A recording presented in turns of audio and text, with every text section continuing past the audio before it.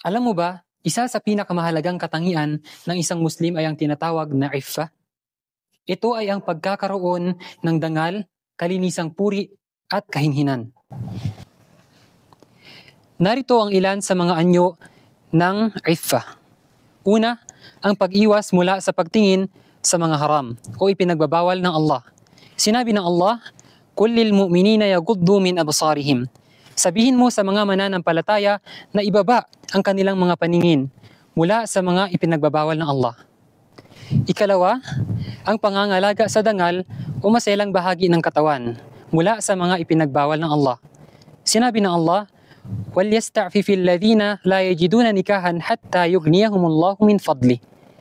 At ang mga yaong wala pang kakayanang makapag-asawa ay panatilihin ang kanilang puri at dangal hanggang sa sila ay pagyamanin ng Allah mula sa kanyang mga biyaya.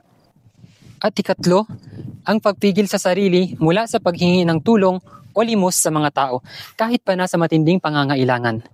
Kaya ang taong ganito ay tila mayaman sa paningin ng iba dahil sa kanyang pagpigil sa sarili at pagpapanatili ng dignidad. Kaya mahal kong kapatid, kung nais mong mapalapit sa Allah ay pagsikapan mong taglayin ang katangiang ito. Ibaba ang paningin, panatilihin ang dangal, at magtiwala sa Allah. Wassalamualaikum warahmatullahi wabarakatuh.